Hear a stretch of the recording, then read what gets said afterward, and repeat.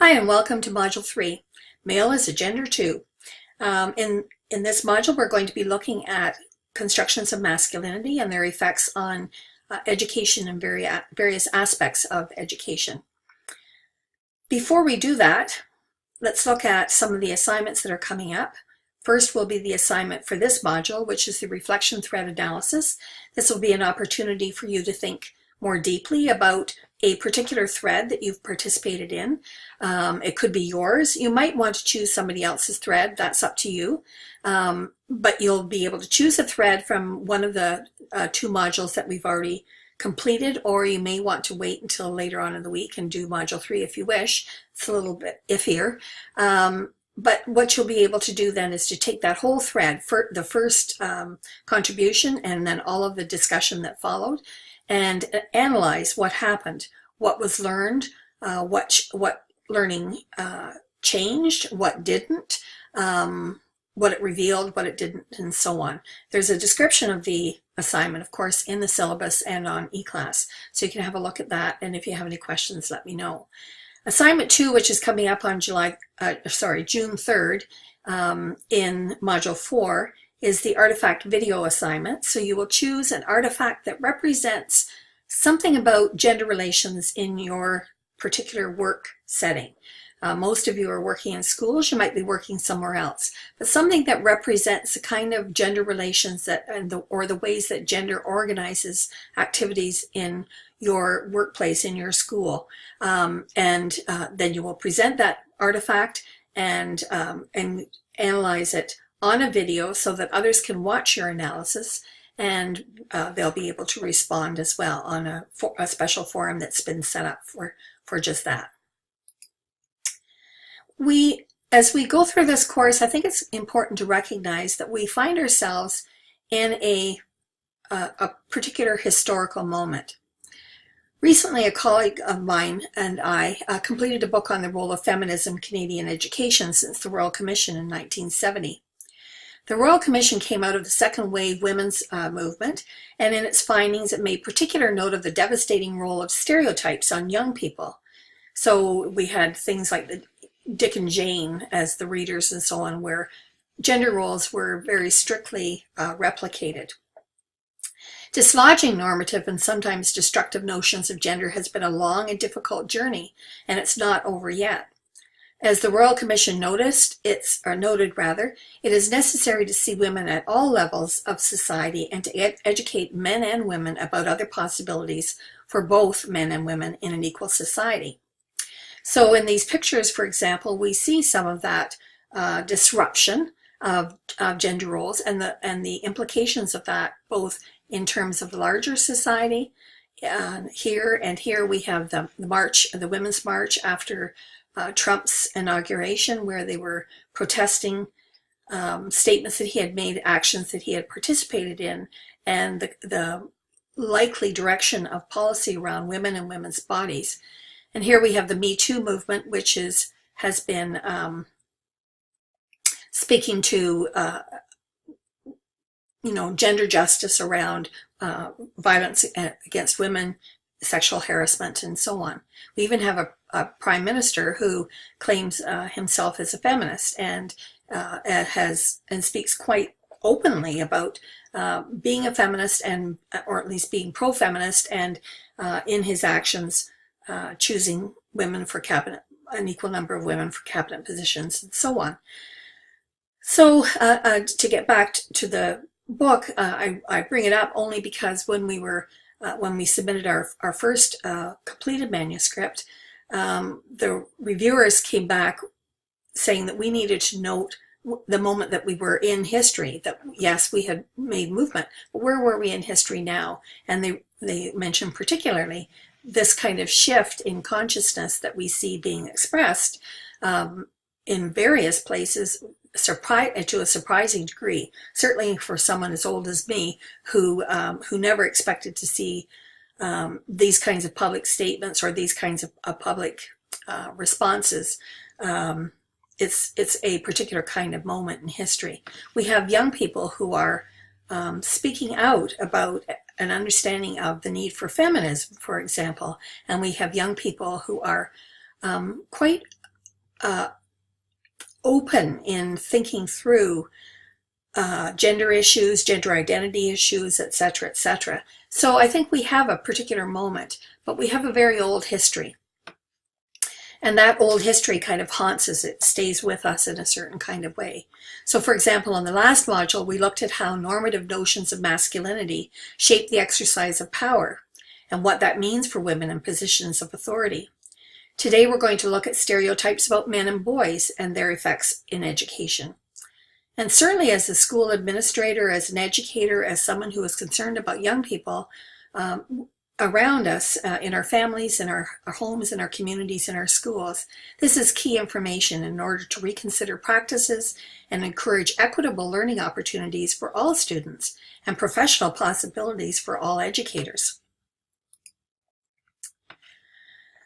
So in this module, then we're going to be looking particularly at boys and men and their position in education. Judith Gill has worked in issues of gender in her research work for many, many years. She's a professor in the School of Education at the University of South Australia. Peter Arnold is a research assistant at the same university, was a principal for several years in various locations in Australia. And I suspect was maybe her doctoral student or worked on a research project with her. But they were able to kind of symbiotically share their expertise and came up with a very interesting article on emotions and male principles. Weaver Hightower is a professor and former chair of the Educational Foundations and Research Department at the University of South Dakota. He's a Fulbright scholar and study of Australian policy on boys' education. Continues to work in this area along with a slowly growing number of scholars in masculinity studies in education. And he was probably among the first to take up masculinity and in the field of education. Carl James is a former youth leader and community worker in Toronto who is now a highly respected professor at York University. He continues his community work and researches and writes about ethnically and racially diverse communities and education. He has been awarded an honorary doctorate from Uppsala University in Sweden and is an elected Fellow of the Royal Society of Canada and has many awards in recognition of his community work. So they're all respected scholars who have taken up these issues in important ways. So let's look at that now. First of all, one of the central ideas that we're looking at is what's wrong with stereotypes. We've looked at that in some ways in Module 1, and we're looking at it again in Module 2. We've looked at other things as well, but at the heart of it, this is one of the themes that keeps emerging. So what is a stereotype? Well, if we look up the definition, it says it's a widely held but fixed and oversimplified image or idea of a person or thing. Many years ago, sociologist Max Weber talked about the iron cage to describe the ways in which an increasingly rationalized society, as we moved from an agrarian society to an industrialized society, was dominated by increasingly dominated by technical rational interactions in workplaces rather than the more relational kinds of interactions that took place previously. And in social institutions as well that were more and more characterized by technical rational interactions rather than human values, and the kinds of interactions that come out of a more humane notion of one another. The result was a break in meaningful relationships and the steady rise of bureaucracies and the acquiring of things that was encouraged by capitalism rather than building relational sharing of resources. Perhaps this explains the increasing reliance on stereotypes rather than relationships to understand one another. When we think about stereotypes, perhaps gender stereotypes in particular, perhaps one of the most startling images, and yet it's one that kind of goes back to this iron cage notion, is what Charles Glickman calls the act like a man box. And I would argue that, of course, there's an act like a woman box too. So whereas a man is considered a man if he's handsome, a woman is considered a woman if she's pretty. If a man is considered a man if he's strong, a woman likewise is considered, I wouldn't say, I was trying to find a word that was not weak, but was not strong either, and I came up with fragile. I'm not sure that says it all, because certainly women are expected to be have strength. Maybe strength is the word rather than strong. Stoic as compared to emotional, tough as compared to caring, powerful as compared to deference to those in positions of power, status and money as compared to having money, being dependent on others for money, or making money to contribute to someone else or something else like the family, etc. Good at sports is okay for men. Being fit is okay. Is more okay for women. Sexually attractive, we're both need to be sexually attractive, and we both need to be straight to be considered kind of the optimum like a man or optimum like a woman. Now, of course, I can't think of one person that fits these boxes entirely, but it's what stereotypes judge us against constantly, and that has very deleterious kinds of effects. If you look in the additional readings for this module, you'll find some resources that talk about that, in particular for males, in really kind of heartbreaking ways. So while men benefit in a lot of ways as because of this act like a man box, in many ways it also is something that it has been extremely harmful, and there's certainly a lot of discussion around that, even in the news today around so-called toxic masculinity and so on. So, and I've put here, I'll put this in the additional readings as well, something you can have a look at as well. Just some interesting background for this whole discussion. But the problem is we see this also coming out in the locations that we find ourselves in too. In Weaver Hightower's article, Male Pre-Service Teachers and Discouragement from Teaching, I came across this article, I think it was about the middle of last year or later, from The Guardian, the British newspaper. And you see, I could have found lots of articles like this over the years in our newspapers of the States and so on, where Gov, who was at the time the Minister of Education, or whatever their title was over there, says, "Our schools need tough guys teaching teenage boys, not feminized men changing infant nappies." So we have this act like a man box being imposed on those who are teaching. And here we have, our schools are training boys. Sorry about the cut and the awkward cut here, but our schools are training boys, which is bad news for Britain. I'm sorry, it should be our schools are failing boys. And of course, this whole notion of failing boys is a big one in the rhetoric around boys, which is bad news for Britain. So right away, we begin to see how stereotypes are playing themselves out when we think about challenges for men in teaching. So in the article, he talks about some of the reactions of peers and family. A few years ago now, I did a research project similar to this, actually, although I never wrote it up, and I regret that. But I interviewed, we did a survey, so I didn't interview it. We did a survey with beginning teachers in Alberta, and we did quite a large representation of those beginning teachers because they were closest to making a decision about becoming a teacher and heard exactly these same kinds of things, and many other things as well. But what Weaver Hightower looks at is the teasing about the feminine aspects of teaching, especially for those who are teaching at the elementary level.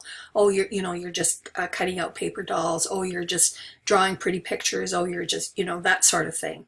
And this whole, you hear their voices trying to avoid what they perceive as cuteness, which is antithetical to that act like a man box.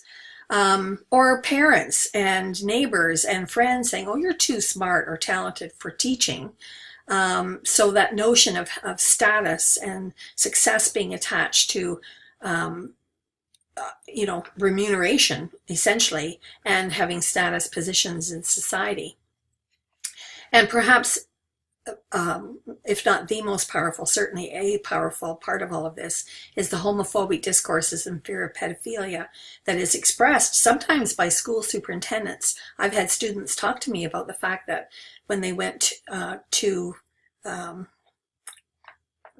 hiring days and that sort of thing, having superintendents say they wouldn't hire men for elementary grades, for the younger elementary grades, because of their fear that something like this would happen. So this whole notion is a very powerful one, and it exists across nations, obviously, because my Canadian research and his US research basically came to the same thing. So how do men then respond? They respond through external resistance, by joking, by agreeing with it and saying, yeah, well, but I'm, such and such, or disagreeing with it, and, kind of getting into it with some of their friends, in usually a jocular kind of way, but nevertheless, speaking back. A lot of times, especially men who teach in the lower grades, or men who teach subjects like music that are more attached to feminist or feminine, the act like a woman box, assert their masculinity much more strongly. Make sure that people know that they've got a girlfriend, for example, to push back against homophobic discourses, or a wife, or whatever. That they play sports, that they're a jock, that sort of thing. Or they've already started thinking about their exit strategy. These discourses are powerful enough that many men actually leave teaching, or they don't even think about getting into teaching until much later in their lives. I found that men were a lot older often when they came into teaching than women. And they perform heterosexuality, or they leave the early grades. That is, they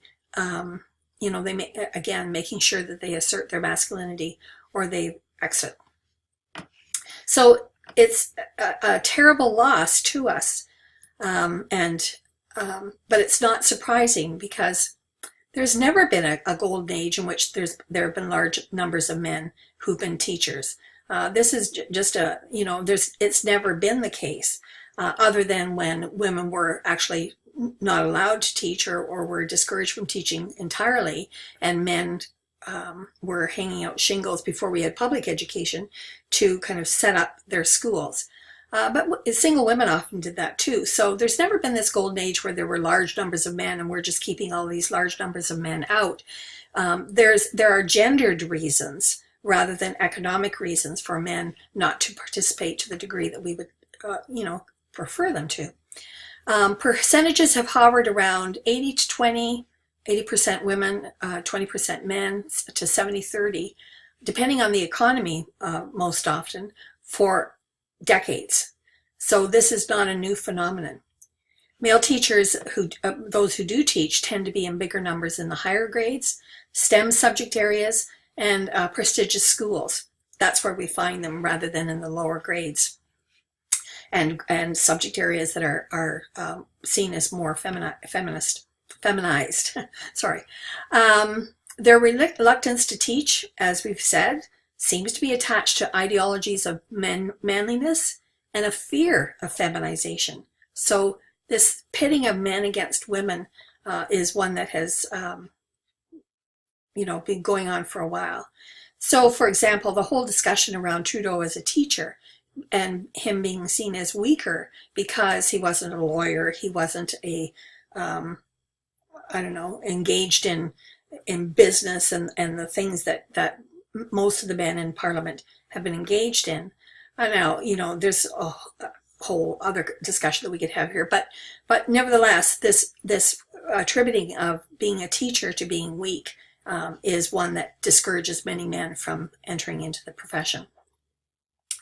So in schools then, this narrow binary gender perspective, which sets men primary teachers against women primary teachers, that is, we need more women, we need more men, because schools are becoming feminized. So, so there's something wrong with being a woman teaching in the elementary grades. Fails to problematize what the real issue is. The numbers would equalize if the gender discourse was different. This perspective leaves us with oppositional gender perspectives for organizing, teaching, and learning. For example, the whole notion of students need to be matched to their teacher by gender. That implies the existence of some homogeneous male teacher who is essentially that acting like a man male teacher. But the question is, what kind do we want, particularly in the elementary grades? Boys and girls are happier and do better with matched sex teacher is another proposition that's been put out there. So we should be matching girls with female teachers, particularly boys with male teachers. But the research just simply doesn't bear this out. It just simply hasn't been proven at all in any of the research that's been done, other than that sometimes this is the case for minority boys, and this kind of goes to the Solomon article, and I'll speak about that in a moment. What we do know is that children evaluate teachers and how well they explain the work, provide interesting lessons. This does come out of the research. Use practical approaches to teaching and learning, and effectively manage the class and appear genuinely interested in them. If we see that, then we see children thriving, whether they're male or female. Then we go on to the Gill and Arnold article, and here we have this notion of, they go through a whole discussion about women being seen to teach and men manage. My dean, when I was at Western, when he knew the kind of research that I was doing, he came to me and he told me a story of when he was out with a bunch of practice teachers that were beginning teachers that were doing the practice teaching in a school in Edmonton, actually. He was at U of A at the time, and he was walking behind this group, but in between him and some other of the professors who were following these teachers were a couple of little boys, and they were kind of discussing amongst themselves who these people were that were in their school. So the one little boy looked over at the other little boy and he said, well, the girls are the ones who teach, and the boys are the ones who are principals.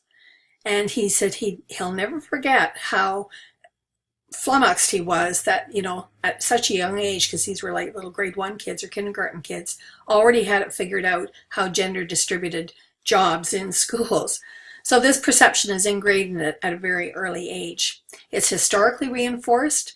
Women nurtured and men taught led schools. So we saw this model well into the 70s and continue to in many ways, but not to the same degree. Women were forced to give up their role in schools, including teaching roles, but certainly if they were in leadership roles when men returned from the war. I was absolutely so surprised when my aunt told me that she had to give up her job as a teacher when her husband and others came home from the war, and got a job in a bank for a while until they had more of a shortage of teachers, and then women were let in again. So that would have been an interesting time to see what the percentages were, but that didn't last long as men left schools and then went into other kinds of work.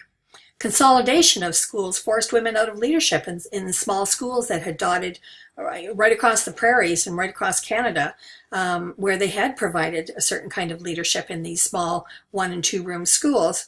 And when big consolidated schools were built, they were not seen as appropriate for leadership, and men moved into those positions. Women were forced to quit when they were visibly pregnant, so they were in and out of schools as their families grew. Second wave feminists questioned this gender order in schools in the 1970s and 80s, and the Royal Commission certainly asked questions around that. And the principal's role became increasingly bureaucratic, which was less attractive to, you know, those who were living in the female box, despite the rhetoric of democratic and distributed leadership that we hear even these days. So what's the life of a principal? Well, this kind of shows some of the things that happen. You've got bus duty, you've got lunch duty, you've got all kinds of things that you hadn't expected to be still doing, or you're overseeing and making sure that all of this work gets done. You're doing evaluations of teachers. You're taking care of student problems, whatever they may be. They may be disciplinary, they may be social, emotional, whatever happens, but you've always got a lineup at your door of students that need attention, or the vice principal may take on some of that role.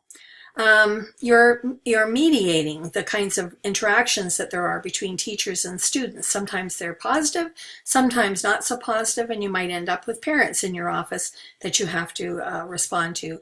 You may have some politics in your school or micropolitics in your school, and here we see some of that micropolitics where people, teachers are talking about things that are going on in the school, and the kinds of fallout of those kinds of interactions. And of course, you've got paperwork or computer work, lots and lots of it anymore, more than one could have ever expected. In the James article, and I should go back and say that this is what this article, the Gill and Arnold article, talks about the emotional work of being a principal, and how it's so complex for male teachers because they're caught between the emotional demands of the job and gendered expectations. They feel that they need to appear in control despite inner feelings of uncertainty and so on. And they give examples of the ways in which male principals talk about that that tension between those two worlds. How this works out for women as well, who are often seen as the emotional laborers in the school, and how they can become quickly overwhelmed by that role as well. So emotion itself is an interesting location for looking at how that affects, how that's affected by gendered relations. And then we have students at risk. Stereotypes and the schooling of black boys is what James takes on. And he takes on this whole discourse of at risk, which he argues may harm more than it helps students who are not from the dominant social group. What's interesting about this article is that he looks at the intersection between gender and race in stereotypes about black boys and young men. And he argues that the discourse of at risk as it applies to black boys in schools, rather than enabling these young people, tends to reproduce the very thing it's trying to fix. So African Canadian males experience a web of stereotypes that operationalize to racialize and marginalize these youth, he says, and structure their learning process, social opportunities, life chances, and educational outcomes.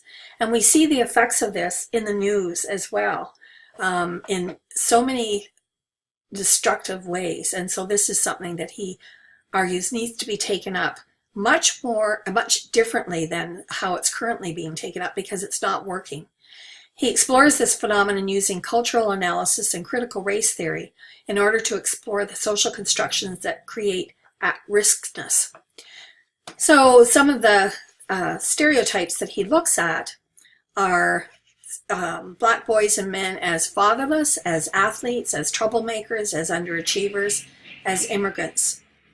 And then he concludes by saying that some of these youth actively resist and contest schools' policies and practices that construct and label them, means that they come up against structures that invariably cause them to employ or display the very behavior patterns that earn them the stereotypes in the first place, and which they seek to eliminate.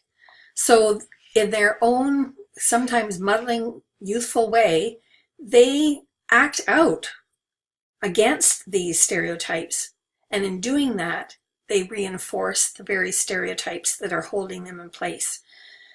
So these inaccurate, limiting, and limited stereotypes really need to be critiqued, and in this very thoughtful and thought-provoking and very challenging article, I think in many ways, and thinking about our own practices, certainly mine, he makes, I think, a very interesting case. So I hope you'll enjoy and learn from each of these articles. They're all very different from one another. And I'm looking forward very much to reading your comments and the discussion that happens in the forum. So all the best. And if you have any questions, let me know.